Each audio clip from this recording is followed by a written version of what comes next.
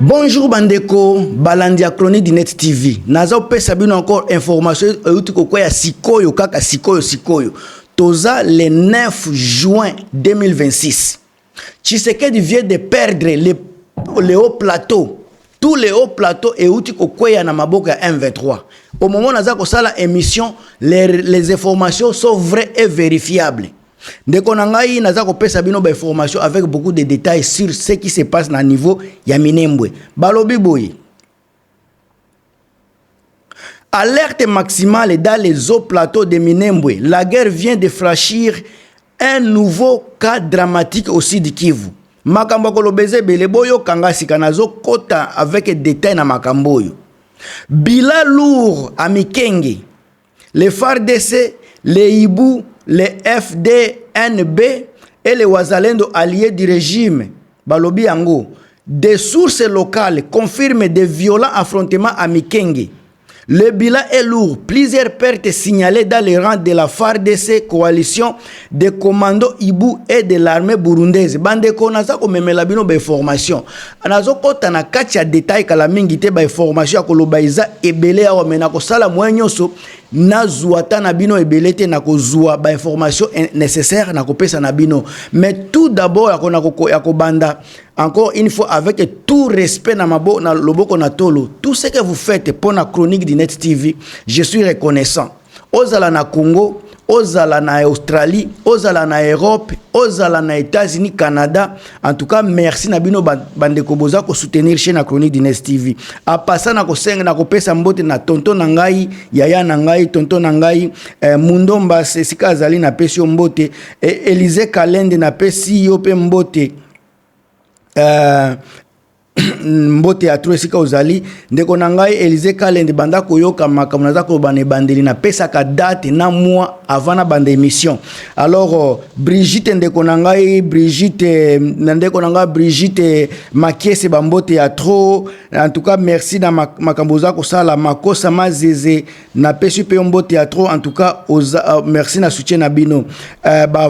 Ndeko nangai Chirac Makayabo siko zali tonton nangai na koloba partenaire moko ya makasi na kati ya chaîne yo Crispé Kayembe. Merci encore une fois na soutien na yo, sans oublier la maman de la révolution, ma mère propre, maman Marie-Antoinette Makayabu. Nini nde ezoleka na front bandeko na ngai tokota na logique nini muteza koleka na front, qu'est-ce qui marche et qu'est-ce qui ne marche pas na niveau ya front.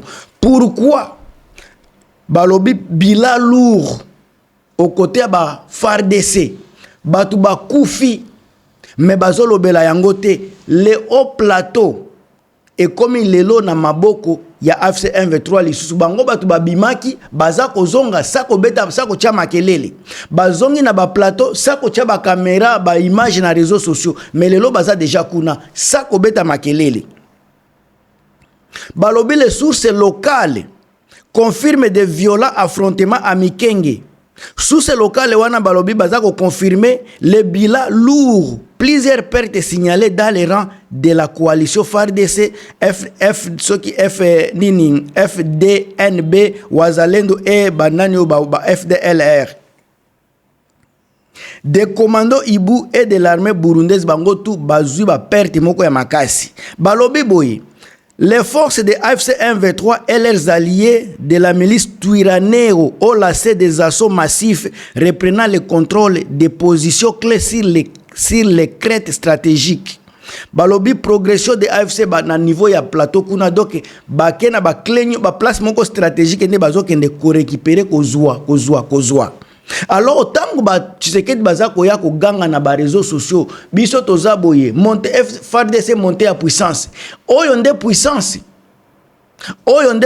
vraiment oubie bozaka kaona pona ko distraire. Encore une fois naza koloba nyoso bozo yoka na réseaux sociaux eza distraction eza message baza ko lancer na peuple mais ba vérité ezalaka na au-dessus ya ba carte oyo bino bozo mona tende ba vérité yango wana face au tir d'artillerie et au bombardement, la population civile est en fuite. Alors, nameni choyo population balobi bazaya kokima parce que bitumba eza kuna boyo kasika makamu bazako loba na nini awa. Balobi boye Axe Sud Kivu, Fizi, Mwenga, Uvira. Axe Sud Kivu, Fizi, Mwenga, Uvira, balobi boye. C'est le front le plus instable actuellement. Le combat se concentre dans les hauts plateaux. Les rebelles tentent de consolider un corridor le long de l'axe Moulima-Mukera vers Fizi centre pour contourner la ville de Baraka. La pression reste forte autour d'Uvira où des éléments rebelles AFC-M23 occupent toujours les positions sur les collines surplombant la ville. Donc, Namini Choyo, tension eza makasi na niveau ya Uvira. Parce que M23 baza ko encercler toujours bangomba nyonso o eza ko encercler Uvira.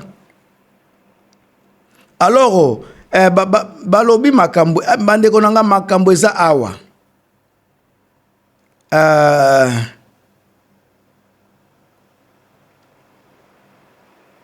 Ya awa yango yo ba makambo eza belé. Balobi na kati ya axe ya Masisi Walikale, le front est très en mouvement. Le front est très en mouvement. Les positions se changent régulièrement au gré des vagues d'assaut et de contre-offensives.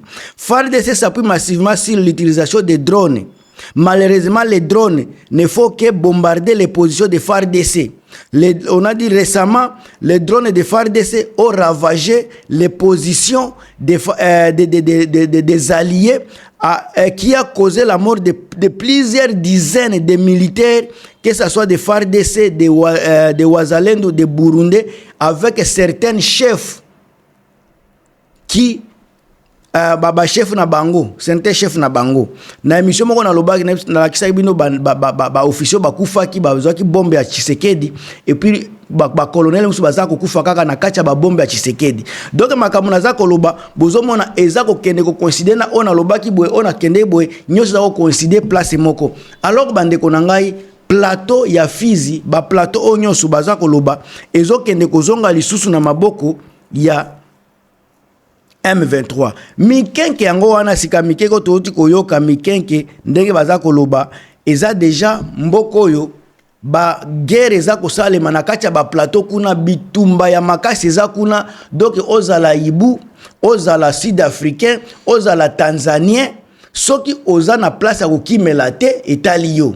Donc balobi ba M23 balase offensive moko brutale.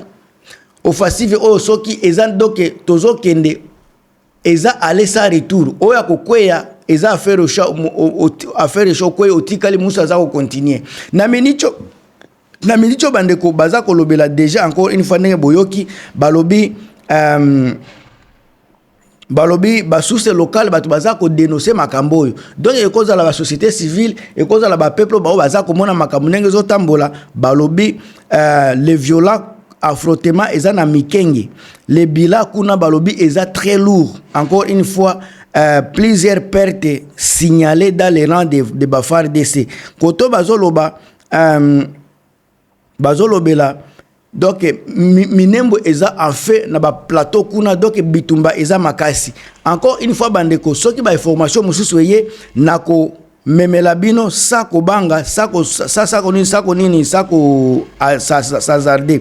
Alors na minute oyo nakoloba na bino kaka bozala à l'écoute parce que ekomi makambo ya bitumba à tout moment boki kozwa ba information mususu oyo na tia kite boki koyoka ngo directement pa place mususu parce que eza ba information moko continue ndeko na ngai soki o se retrouver na ba information ko bosa na te ko tia ba j'aime ko partager ko pesa ba point de vue na yo na kati ya commentaire eza na ba baza ko finga naza ko boya te boza ko finga mais ce n'est pas grave réalité ezotika la toujours réalité ata soki bofingi eko changer vérité na fronté ata soki ofinginga ba perte ya ba oyo ba FARDC baza ko kweya na ba front eko changer lo côté ba kozonga te ata soki ofingi soki Tshisekedi aza ko perdre bitumba ata soki ofingi pe ko perdre wana eko zongisa ba mabele wana te. Encore une fois bandeko merci na ba soutien na bino batu boza ko benga boza ko soutenir boza ko partager ba point de vue na bino na ezala na kati ya commentaire ezala na ba kati ya appel, je suis vraiment reconnaissant. Naba o baza ko benga naza ko yamba te, soki obenga ezambala liboso eza pasi na yamba. il faut otika dans nos messages soit ata commentaire moko ube message ata na télé nini message ya simple tango na koyoka na koyoka message na ube na tangi message na koyeba ke mutu oyo aza aventurier te parce que ça na bo baza ko benga paka pona kofinga donc pona koyamba phone fona za la cirque na koyamba phone ya mutu oyo ko partager ba idée moko génial ba idée moko positive nangai parce que soki boza ko benga pona kofinga ça ne sert à rien na yamba phone yango soki otini na no message na tangi message na bi o aza mutu moko réfléchi sika soki obengi na koyamba parce que na momona na ko sauvegarder numéro na koyeba mutu soki abengi aza mutu nani. Alors en tout cas merci na soutien na bino présence na bino eza déjà soutien na ngai merci encore une fois bozala wana pona ba information ngam tu na bino Gilmas.